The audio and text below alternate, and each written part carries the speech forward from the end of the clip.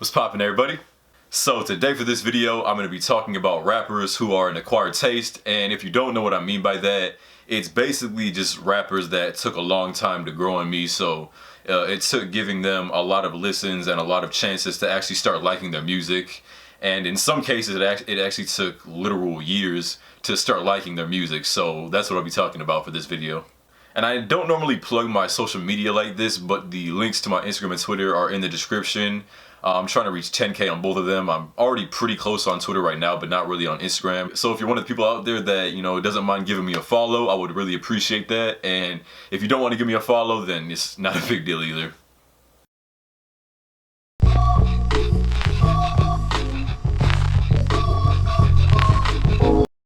Up until I started getting into Scarlxrd and a little bit of X, I could not stand music with screaming in it. It just didn't feel like music to me, but when Scarlxrd started to grow on me, he changed my mind on all that. I guess hearing it over hard-ass rap beats was all it took to make me a fan, because he's now one of my most listened to artists. The whole scream rap subgenre is now one of my favorites because not many people actually sound good yelling and screaming, and you hardly hear beats as intense in other genres.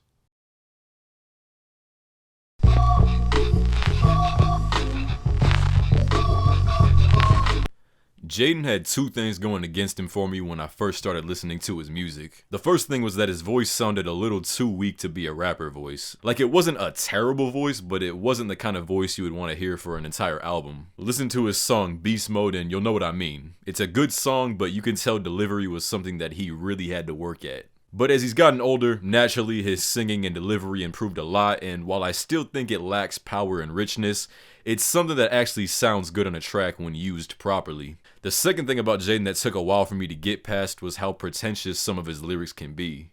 I realized later on though that he really doesn't have as many bad lyrics as people make it seem. I mean, yeah, occasionally he'll drop the Illuminati's real, that's the deal, write a book so I can prove it on us, but they're honestly not that common, at least in my opinion.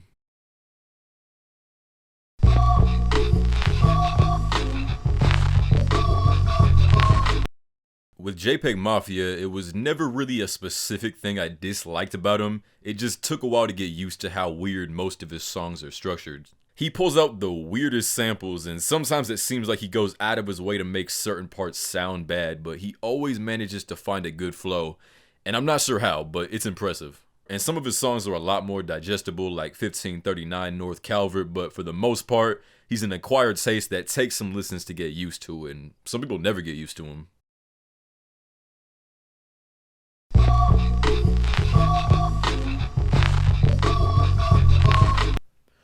With Danny, it was never a question of skill, it was just that voice.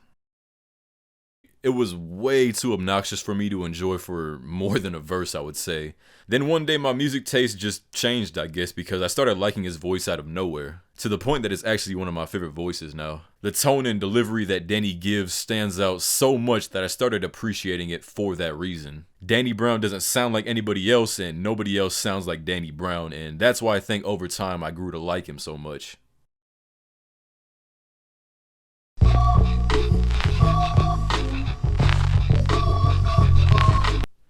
Not gonna lie to you guys, it took me years to start liking Mac Miller.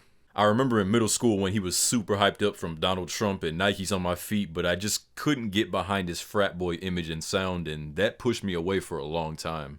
So long that I never came back to his music until Swimming, and I was blown away. I kind of feel bad saying this, but I didn't listen to the album until the day he died, and it floored me. It was the last thing I was expecting from Mac because, like I said, I still only knew him from that era where he was making frat boy rap. I wasn't expecting the level of lyricism, melodies, and deliveries that I got, and it was a moment, that's all I can say. Mac's authenticity bled through the whole album, and it completely flipped my opinions on him. After Swimming, I started going back to give all his older music a chance, and I'm not done yet, but I've already found a lot of gems that I'll be listening to for forever, basically.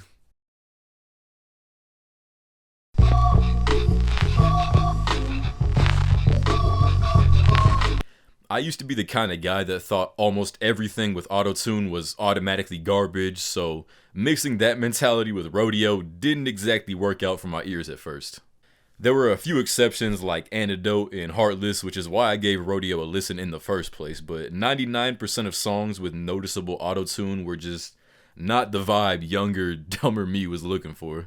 Rodeo and Travis Scott changed my mind on that though. I kept going back to it because it was getting so much hype back in 2015 and I never got why. The beats were good, but at the time I thought Travis wasn't playing his role well as the rapper on the beats. It felt like the beats were delivering and he wasn't.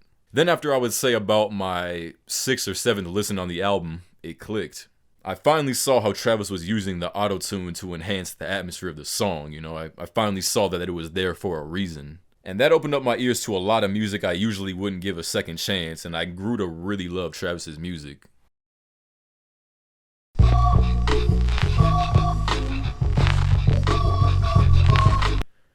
In the case of Young Thug, it's a mixture of me not liking his older music besides a handful of songs, and his voice needing time to grow on me. He came to my attention when Lifestyle blew up, and it was a song I heard a lot because everyone was playing it at school, but I never really went out of my way to listen to the song or Thug's music. At the time, it just wasn't my cup of tea. Like, I wasn't a hater of his mumble delivery, but it just wasn't what I was trying to hear. Over time, though, I slowly gained respect for how he pushed the boundaries in vocal delivery, more so using his voice as an instrument than anything else, and I like that he didn't care what anybody had to say about him or his music. You can't buy confidence like Thuggers. And I wouldn't consider myself a full-blown fan nowadays, but he definitely gets my stamp of approval. Alright y'all, so that is going to do it for this video, so I hope you enjoyed, and if you did, please hit the like button and subscribe if you're new, if you want to. And as always, it's been Isaiah the Player, and I'm gone.